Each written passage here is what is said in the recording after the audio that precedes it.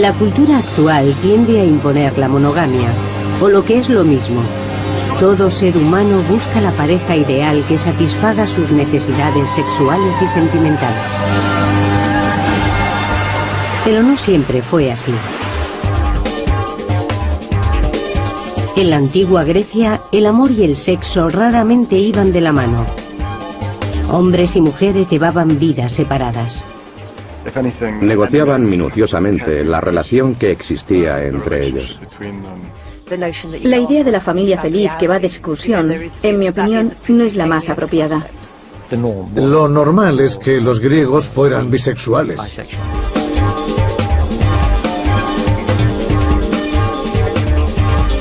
El sexo en la antigüedad. Grecia y Roma.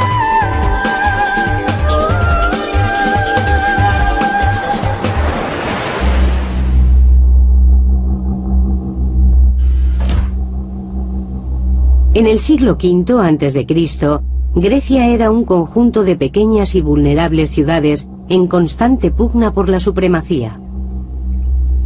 La lealtad a la ciudad natal era inquebrantable. Los extranjeros se consideraban sospechosos.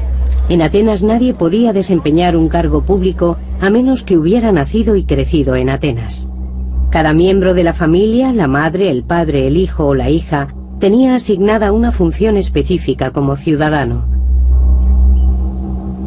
Para el padre, el lugar al que acudir y ser visto era el mercado, el ágora, en el centro de la ciudad, junto a la Acrópolis. Esta es la parte central del ágora. Aquí era donde se erigían la mayor parte de los edificios públicos. James Davidson ha escrito varios libros sobre la vida sexual en la Grecia clásica. Este es el centro cívico de Atenas, un dominio exclusivo de los hombres. Aquí acudían a comerciar, a hablar y a dejarse ver. Se encontraban con otros hombres, hacían público quiénes eran sus amigos y aliados. Los hombres se dedicaban a la vida social, mientras que las mujeres eran más individuales, recluidas a los límites de sus casas. En Atenas, los hombres eran la cara pública del Estado, mientras las mujeres vivían aisladas en casa.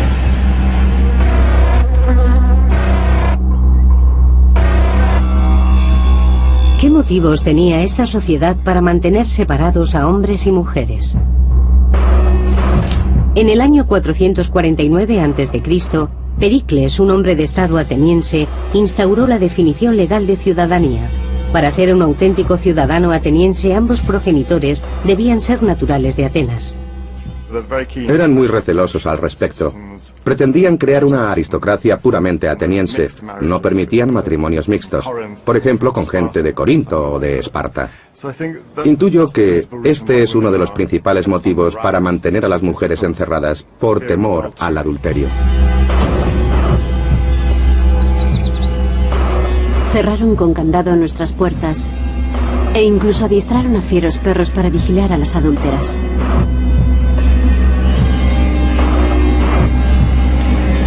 Los hombres se convertían en guardianes de castidad de las mujeres.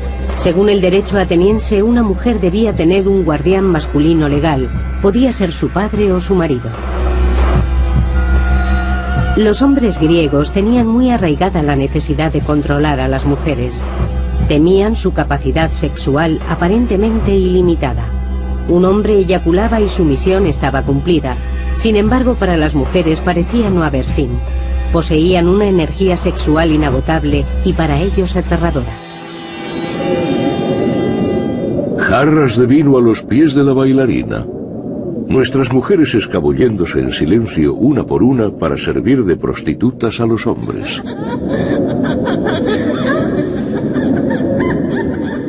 La tragedia de Eurípides, Las Bacantes, muestra la paranoia de los hombres de la época. El miedo a que las mujeres fueran animales salvajes quienes, sin las ataduras del matrimonio, consagrarían su vida a la ninfomanía. En la obra, las bacantes, seguidoras del dios Dionisio, se abandonan al frenesí de la bebida, saltan sobre el rey de Tebas, el único hombre presente, y lo descuartizan miembro a miembro. Se oían gritos. Una arrancaba un trozo, otra un pie, mientras quedaban al desnudo sus costillas. Se pasaban una a otra la carne de Penteo.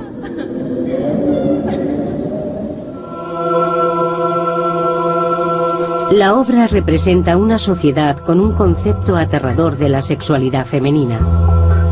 Una vez que la mujer se casaba, su destructivo apetito sexual quedaba frenado. Pero las jóvenes vírgenes eran una responsabilidad. Su voracidad sexual amenazaba la pureza de la sangre ateniense. Sue Blando ha estudiado la vida de las mujeres en la Grecia clásica. Asociado a este concepto salvaje de las mujeres, aparece otro que considera que la mujer, sobre todo en la pubertad, se vuelve loca y escribe motivos fisiológicos para sustentarlo. La opinión general es que si antes de empezar a menstruar, la mujer no ha mantenido aún relaciones sexuales con un hombre que le haya abierto el cuello del útero, el flujo menstrual se obstaculiza y eso puede provocar graves problemas. Sabemos que por esta razón muchas jóvenes se lanzaron a pozos para morir ahogadas.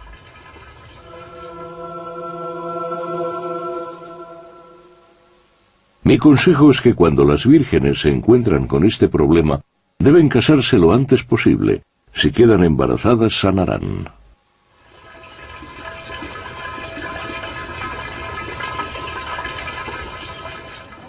Los escritos médicos de la época recetan el matrimonio para paliar estos problemas de las mujeres jóvenes. Según ellos, las mujeres que practican sexo gozan de mejor salud. Así, se presenta al hombre como la respuesta a todos los problemas de las mujeres en general.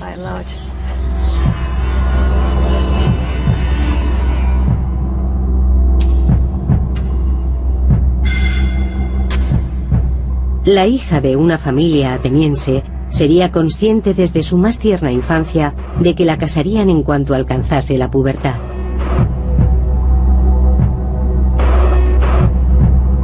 Como preparación para ese momento, todas las chicas atenienses debían asistir a una ceremonia religiosa que se oficiaba en Braurón, a 38 kilómetros de Atenas.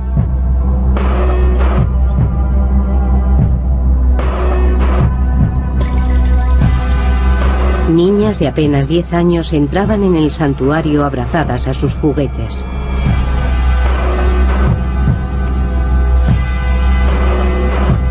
Y salían para casarse con hombres mucho mayores que ellas. Paula Perlman ha estudiado los cultos femeninos en la Grecia clásica y cree que la ceremonia refleja la creencia de que la sexualidad femenina necesita domesticación. Era la manera ritual de conmemorar esa transición de la infancia a la madurez. Para las chicas jóvenes, ser adultas significaba casarse y producir una descendencia de ciudadanos. La ceremonia era el modo de formalizar esa transición. Platón comparó el útero con un animal insaciable que se mostraba yermo y doloroso. La medicina griega creía que las mujeres ansiaban los flujos sexuales masculinos para aliviar sus dolores. El matrimonio y el embarazo eran los únicos remedios para atajar su lujuria. En Braurón, básicamente, las chicas se divertían y se lo pasaban bien libremente antes de que comenzara su domesticación, antes de ser sometidas al control del hombre, a la institución del matrimonio y de pasar por el acto traumático de las relaciones.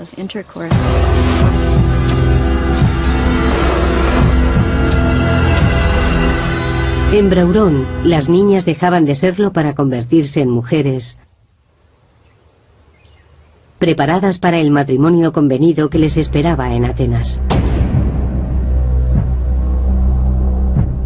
En la cultura griega, más que en ninguna otra, el matrimonio implicaba subyugación absoluta por parte de la mujer.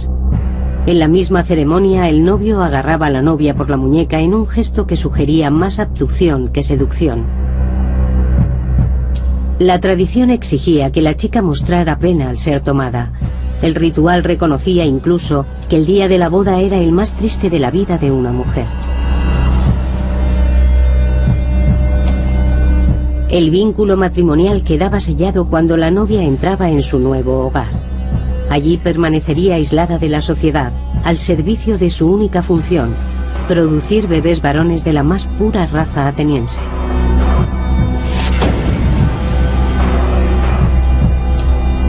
Para los hijos de los ciudadanos atenienses no existían tales restricciones.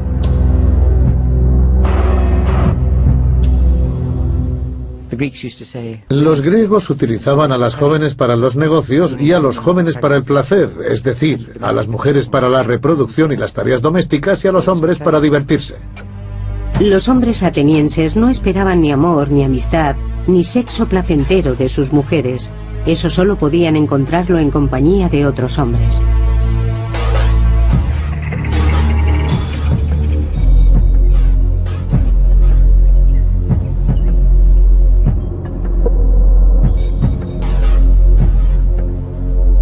Grecia fue la primera civilización en aceptar abiertamente la homosexualidad.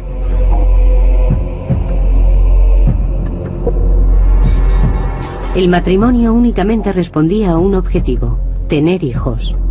Para el amor y la compañía y probablemente el sexo, los hombres recurrían a otros hombres. Los ingredientes que conformaban esta receta sexual existían desde los orígenes de la ciudad-estado de Atenas.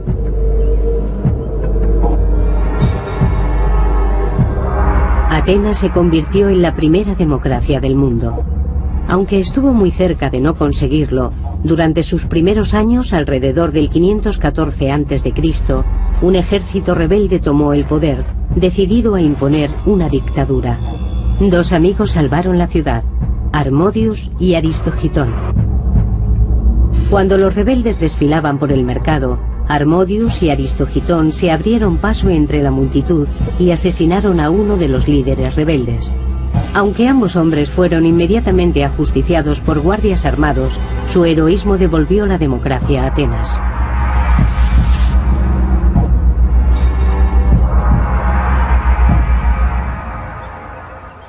Harmodius y Aristogitón se convirtieron en personajes de culto.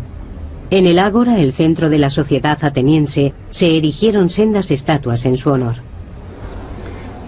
La estatua de la fundación de la democracia, Harmodius y Aristogitón, que unidos en su amor, se sienten con poder para acometer hazañas de tal valentía como la de sacrificarse para el bien de la ciudad. Los dos héroes se convirtieron en el modelo de la relación perfecta, el ideal griego del compañerismo masculino. Los escritos de la época los describen como amantes. ¿Nos indica que mantenían una relación sexual?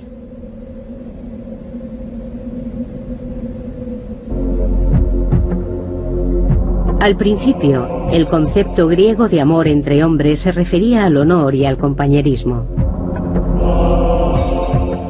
Homero escribió sobre la relación entre Aquiles y su compañero de armas Patroclo, como otro ejemplo de vínculo que encaja dentro de ese ideal heroico masculino.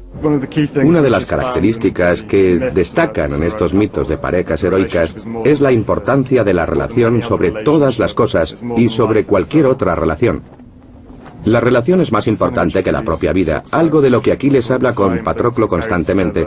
Quieren ser enterrados juntos, que se mezclen sus huesos en la tumba. Es un alarde de devoción tal que están dispuestos a dar la vida por su compañero. Esta relación idílica entre hombres, encarnada por grandes héroes mitológicos y por Harmodius y Aristogitón, se representa sin ninguna connotación sexual en los primeros tiempos de la democracia. La pasión de estas relaciones es difícil de entender en nuestra cultura actual, pero para los soldados griegos del siglo IV a.C. era un concepto con gran sentido. Era el tipo de relación propia de la juventud y en Grecia la juventud duraba hasta los 30. Para casi todos los hombres eso significaba la mayor parte de su vida. Se trata de una relación mantenida durante el servicio a la comunidad como soldado, con lo que en muchos casos era la única relación que mantenían, porque morían en combate. Estos estrechos vínculos resultaban cruciales para la gloria del ejército. Durante más de 200 años, las potencias griegas dependieron de la lealtad de sus soldados al Estado y a sus compañeros.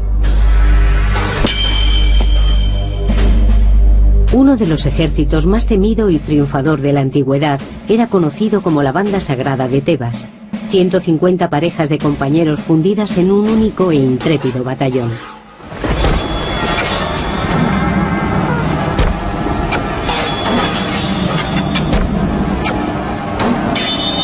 Nadie puede concebir una fuerza de combate más aplastante que un puñado de esos hombres luchando hombro con hombro.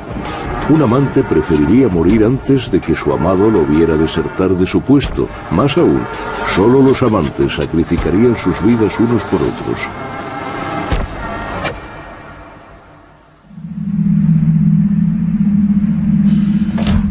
Pero cuando la banda sagrada de Tebas fue derrotada 200 años después, en el 338 a.C., estalló el escándalo. Entonces se supo que tales amantes lo habían sido también en el más pleno sentido sexual. En 2 siglos la devoción fraternal de Harmodius y Aristogitón había sido desbancada por la pasión física de la banda sagrada de Tebas. ¿Qué desencadenó tal cambio de actitud? La respuesta podemos hallarla en el gimnasio.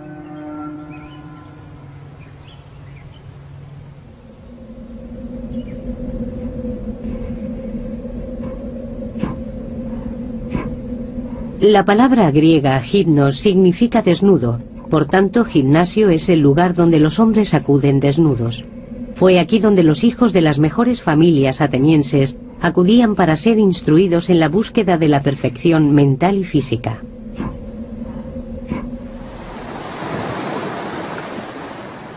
En la isla de Delos se conserva toda una ciudad, deshabitada desde la antigüedad. Es la típica ciudad mediterránea del momento.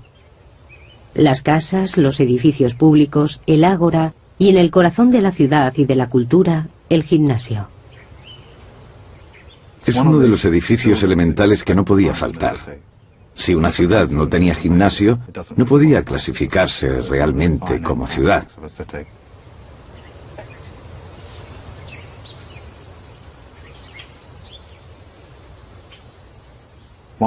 Es uno de los aspectos definitorios de una ciudad, porque las raíces de la competición atlética y de la preparación del cuerpo radican en el afán por estar listos para el servicio militar. Nigel Spivey enseña historia del arte en la Universidad de Cambridge. Defiende que la que empezó como una necesidad militar de estar en forma física, pronto evolucionó hacia una especie de culto al cuerpo. Las vasijas muestran que se celebraban concursos de belleza masculinos. El jurado contemplaba el desfile de jóvenes y sabemos por los vestigios encontrados que valoraban su cuerpo y su belleza. A veces, en las vasijas, vemos dibujos de los ganadores portando lazos en torno a la parte de la anatomía que se juzgaba y por la que había ganado. Así, si alguien tenía unos muslos muy bien formados, el lazo lo llevará en los muslos, o si es el bíceps el que ha sido juzgado, el ganador llevará el lazo en el bíceps. Es como si el varón ideal hubiera sido creado para la contemplación de los otros hombres. La educación en el gimnasio esculpía las mentes de los chicos, así como sus cuerpos. Ambas partes estaban completamente unidas. El más guapo debía poseer además la mente más capacitada. Del aprendizaje de las costumbres de su mundo se encargaban los adultos. Sabemos que una de las costumbres más importantes de la sociedad griega es que los hombres mayores tuvieran amantes adolescentes, quienes eran dotados de prestigio por tener un mentor, alguien que les enseñaba el funcionamiento de la sociedad y les ayudaba a crecer como adultos responsables y capacitados para integrarse en sociedad. Esta relación solía ser abiertamente sexual y aceptada. Las relaciones con niños pequeños no estaban permitidas, pero del mismo modo en que a las chicas se las consideraba aptas para el matrimonio a los 11 años, un niño estaba capacitado para consentir una relación con un hombre cuando alcanzaba la pubertad.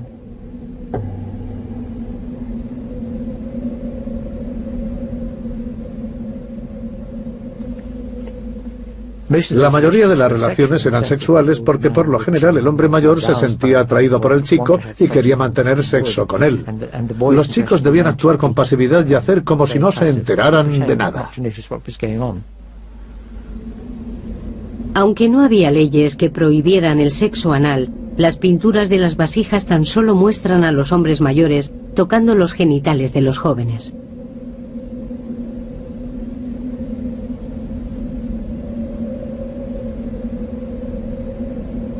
La mayoría de las representaciones de actividad sexual que nos llegan de esta época proceden de las copas que utilizaban en las fiestas de hombres llamadas simposia o banquetes. Se celebraban en casa de los hombres, que encerraban a sus mujeres e hijas en otra estancia.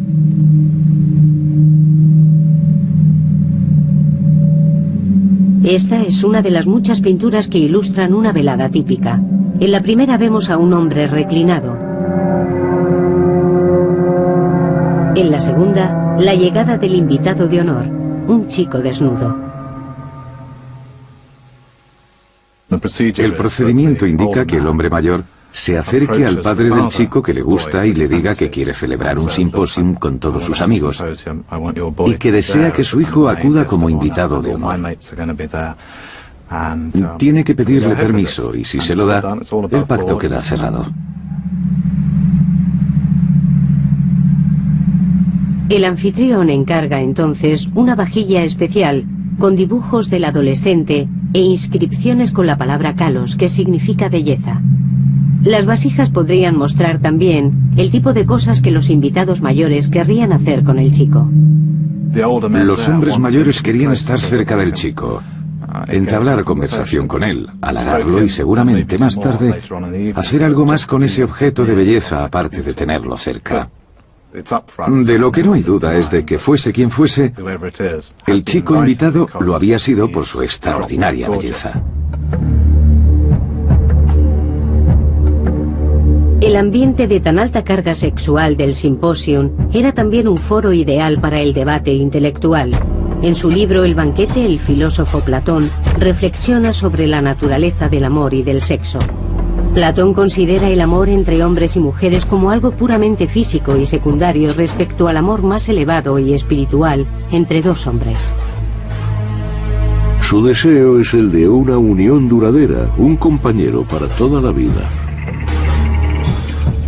Pero Platón estaba anclado en el pasado. Él hablaba del amor no sexual entre hombres como el de Harmodius y Aristogitón.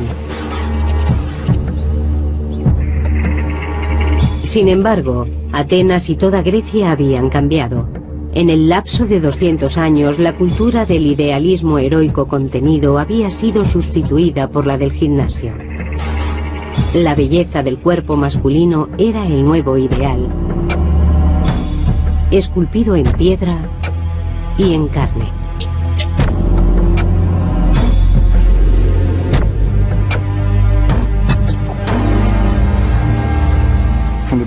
Desde el principio de la democracia hasta finales del siglo IV y hasta el final del siglo VI, observamos una transformación de las relaciones masculinas. Al principio son excelentes en un sentido aristocrático. De hecho, la vida en la ciudad gira en torno a ellas, pero precisamente esas relaciones acaban destruyendo la ciudad. Surge una especie de mafia gay. Supongo que los griegos entendían sin dificultad esta expresión. Los hombres recurrían a otros hombres porque el matrimonio solo era un acuerdo comercial.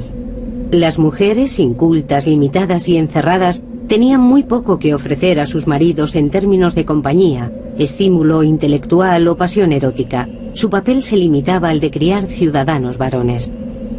Pero había otro tipo de mujer ateniense, una mujer que podía ofrecer a los hombres amor, sexo y conversación. Eran las prostitutas.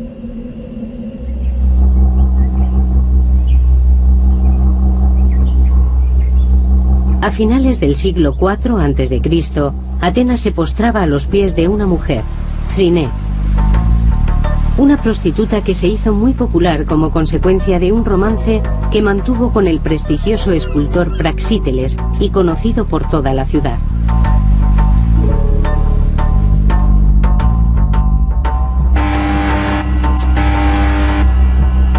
En la antigua Grecia, la prostitución era legal. Los precios los fijaba el Estado y las prostitutas pagaban impuestos. Considerados como un entretenimiento público necesario, los burdeles en Atenas, como en otras ciudades, estaban situados fuera de las murallas de la ciudad.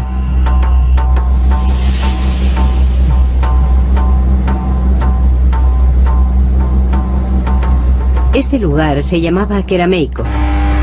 Debe su nombre a las fábricas de cerámica que proliferaban alrededor. Era el distrito industrial de Atenas, el hogar de alfareros y prostitutas.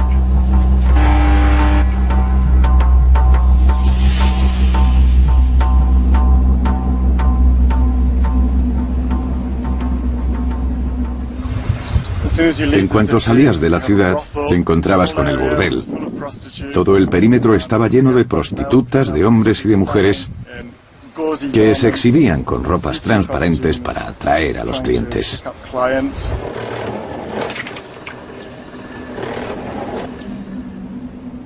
La mayoría de las prostitutas eran esclavas o mujeres tomadas como botín de guerra, pero algunas procedían de familias caídas en depresión.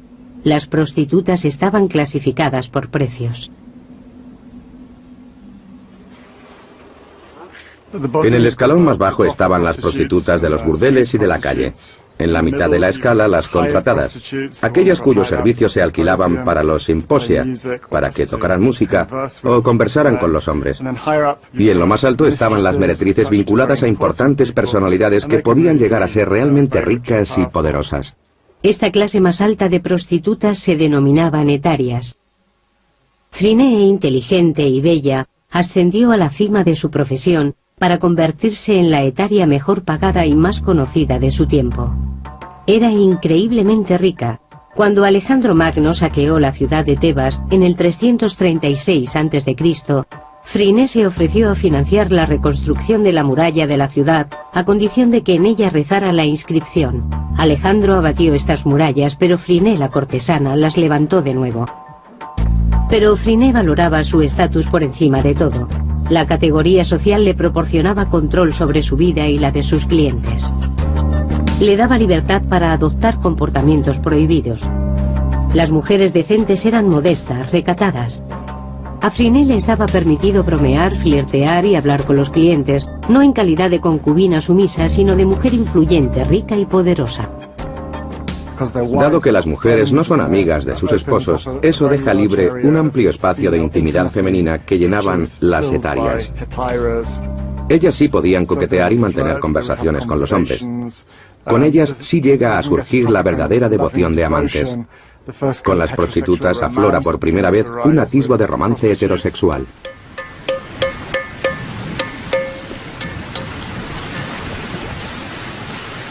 El romance de Phryné con el escultor Praxíteles es un ejemplo de algo que estaba completamente omitido en la sociedad de la antigua Atenas, el amor heterosexual. Ella fue el modelo de Praxíteles para su estatua de Afrodita, la diosa del amor, la primera estatua de una mujer desnuda del mundo clásico, y la primera que se convirtió en símbolo público del amor. El resto de las mujeres de Atenas ni siquiera imaginaban llegar a disfrutar de la libertad de la que gozaba Phryné. Una vez al año, esposas y madres podían salir de sus casas para asistir a un festival religioso. Era una ocasión reservada exclusivamente a las mujeres para celebrar la fertilidad de la tierra. Las mujeres ofrecían presentes a la diosa Demetra de la agricultura, con la esperanza de fomentar así su propia fertilidad.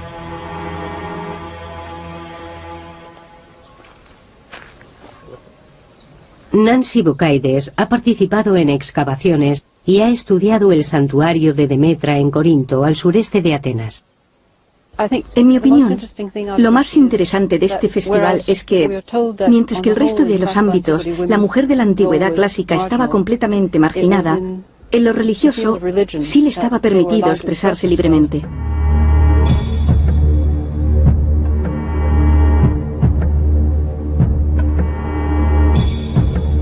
Cuando Nancy excavó el santuario de aquel festival femenino, encontró un complejo de pequeños salones similares a donde se celebraban los simposia, con bancos reclinados por las paredes.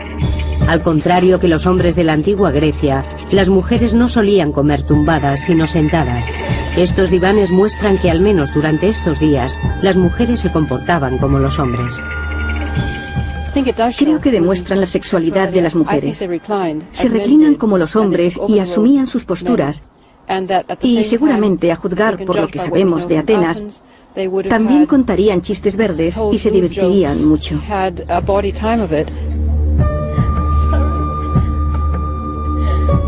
La oportunidad para hablar y relacionarse con otras mujeres sería recibida como un agradable paréntesis en medio de una vida de sometimiento al hombre y aislamiento doméstico. Pero el festival también tenía un importante componente religioso. Parece que las mujeres aprovechaban la oportunidad para recuperar algo de control sobre sus propios cuerpos. Lucia Nixon ha estudiado las distintas plantas que las mujeres elegían como ofrendas a la diosa en este festival. Se trata de plantas que, lejos de fomentar la fertilidad, son precisamente para lo contrario. Esto es granada. Las plantas más comunes en los festivales de Demetra eran la granada, a la que se le atribuyen propiedades contraceptivas, el pino y la menta, que proporcionan el aborto, y las hojas de vítex, que en teoría regulan la menstruación.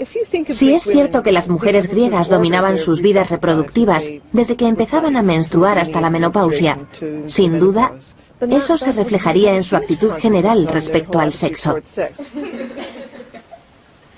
Si quedarse embarazada demasiado pronto puede suponer una angustia para una mujer, su visión y su postura ante el sexo está supeditada a esa preocupación. Pero si sabes que no tienes por qué quedarte embarazada si no lo deseas, puede procurarte una vida mucho más relajada y plena.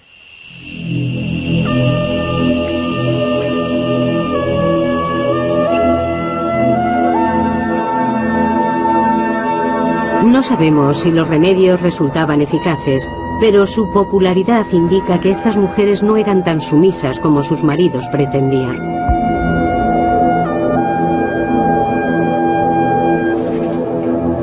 La mayoría de las representaciones sobre la vida de estas mujeres en las vasijas de cerámica las muestran como mujeres obedientes, tejiendo, cuidando a los niños y comiendo solas. Pero la cerámica decorada específicamente para mujeres nos da una imagen distinta.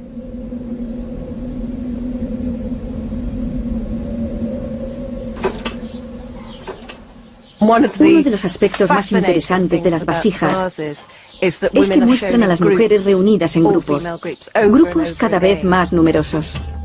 Podría tratarse de algo muy sensual, es decir, no trato de sugerir que sean escenas lésbicas, sino de resaltar el intenso carácter sensual que podría dominar en un ambiente tan femenino en el que gozarán de plena libertad.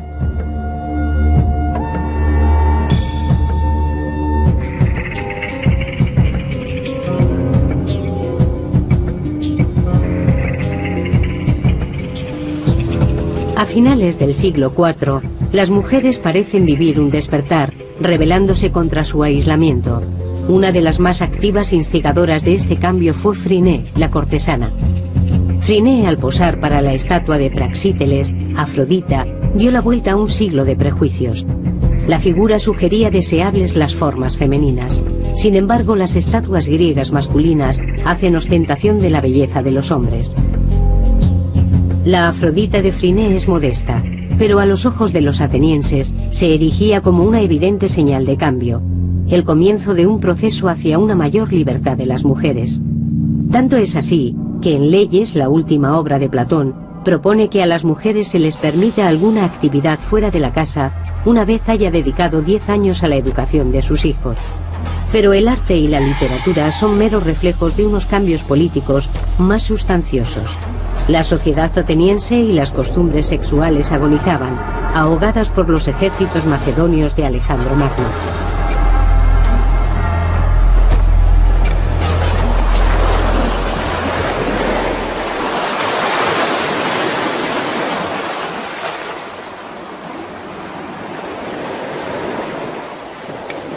El imperio mediterráneo de finales del siglo IV a.C. era el imperio de Alejandro Magno. Su reino se extendía por la mayor parte del mundo. Su conquista de Atenas puso fin a la democracia. Los ciudadanos varones dejaron de ostentar cargos públicos como políticos o legisladores y dejaron la vida pública para pasar más tiempo en casa con sus familias. A los hombres les preocupa menos su papel en la comunidad, porque a medida que avanza la decadencia de la democracia, van viéndose privados de las funciones públicas. Los hombres ahora están más dispuestos a aceptar y reconocer que tienen aspiraciones personales que pueden implicar perfectamente la dedicación a su familia y, como consecuencia, surgen relaciones de amor con las mujeres mucho más sólidas de las que habían existido hasta el momento. Las familias empiezan a viajar a los confines más lejanos del Imperio alejandrino, hasta Egipto, Roma o Palestina. La ampliación de sus horizontes y la influencia de las culturas extranjeras ejercen un notable efecto en las expectativas de las mujeres.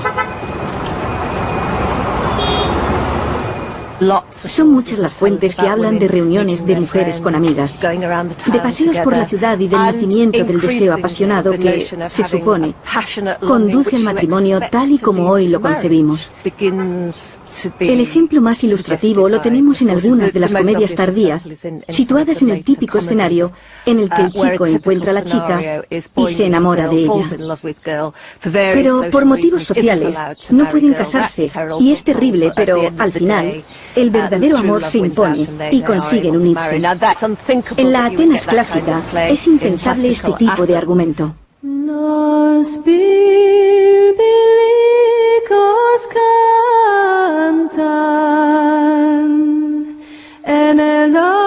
Una historia popular de la época narra la aventura de un joven soldado de una buena familia que visita el templo de Afrodita, donde se erige la estatua de Praxíteles.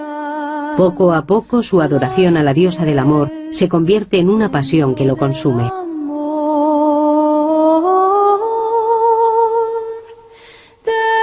Las tensiones violentas de su pasión se convirtieron en desesperación y descubrió la audacia como salida a su lujuria. Un día, en la oscuridad, se deslizó en silencio y se ocultó en el interior del templo. Esas huellas de los abrazos amorosos se advirtieron al llegar el día, y la diosa tiene esa mancha como prueba de lo que sufrió.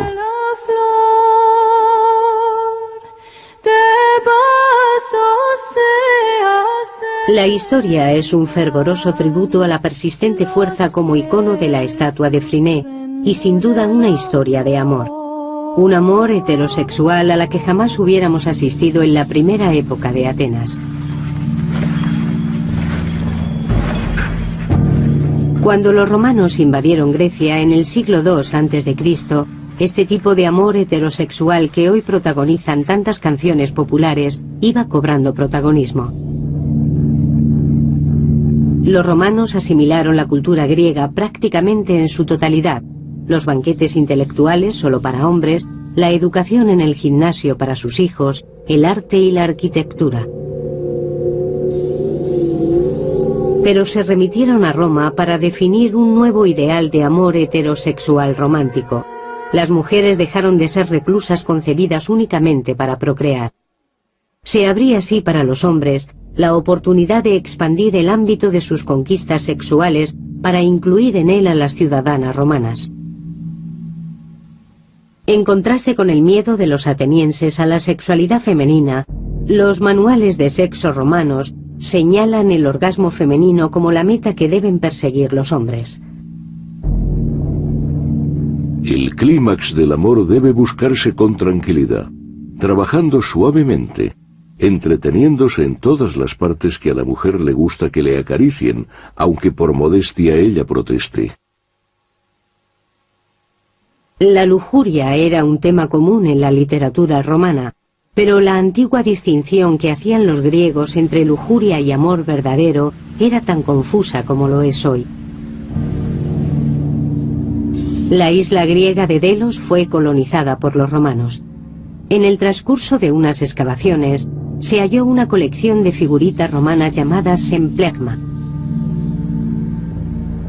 Representan parejas compuestas por un hombre y una mujer que disfrutan del sexo juntos.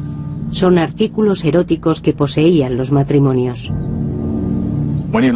Si observamos las esculturas en su conjunto, parecen sugerir que es en el éxtasis de la relación cuando uno siente de verdad que ha encontrado a esa otra mitad.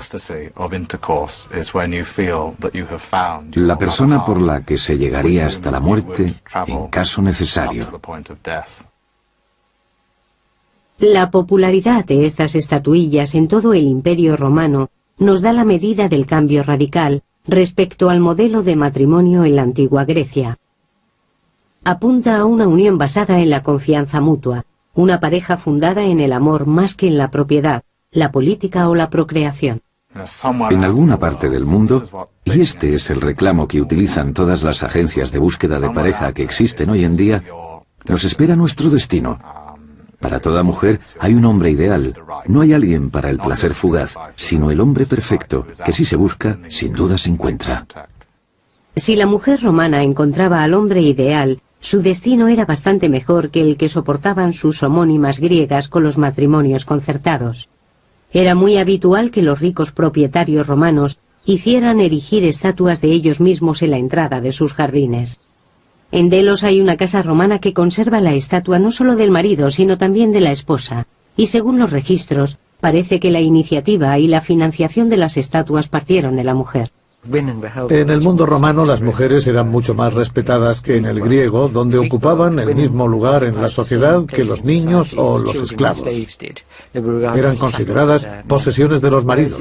Sin embargo, las mujeres romanas gozaban de una gran consideración, en particular las madres. A la matriarca romana se le profesaba un enorme respeto y era una figura muy importante dentro de la sociedad.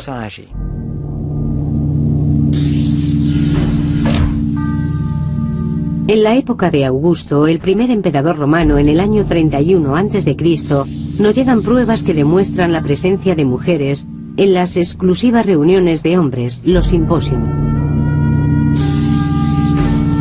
En un fresco de una casa de Pompeya, las mujeres no están sirviendo a los hombres. No parecen particularmente sumisas, más bien se las ve comiendo, bebiendo y hablando.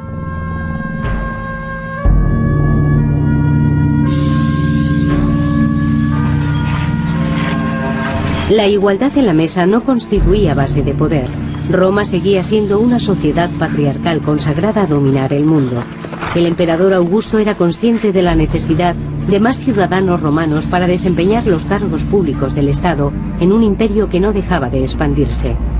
Con este objetivo, aprobó una serie de leyes para fomentar el matrimonio de los ciudadanos con gente de su misma clase y así poder contar con hordas de descendientes, preferiblemente varones, de la más pura sangre y más alta categoría. Esta medida tomada por el emperador afianzaba el estándar de doble moral de la antigua Atenas en el Imperio Romano. Las esposas habrían ganado el respeto de sus maridos, pero además debían aparentar que eran dignas de dicho respeto, mientras que los hombres actuaban con total libertad. Es verdad que las mujeres disfrutaban de mucha más categoría en el mundo romano, pero eso no cambiaba demasiado en cuanto a las relaciones sexuales. El recién conquistado estatus nunca sirvió para limitar la sexualidad masculina. Esas prácticas permanecieron vivas con el mismo vigor de antes. En la antigua Grecia, los hombres eran los protagonistas en el gran drama del amor y el sexo. Durante siglos, las mujeres quedaron marginadas. Con la llegada de los romanos, el amor entre hombre y mujer se convierte en ideal romántico, aunque las mujeres seguirán siendo ciudadanas de segunda clase. Marido y mujer podían disfrutar del sexo, pero a los hombres se les permitían las infidelidades. En la actualidad, hombres y mujeres tienden a buscar la pareja ideal. Aunque ciertas costumbres romanas, como sus calzadas o acueductos, han permanecido hasta nuestros días.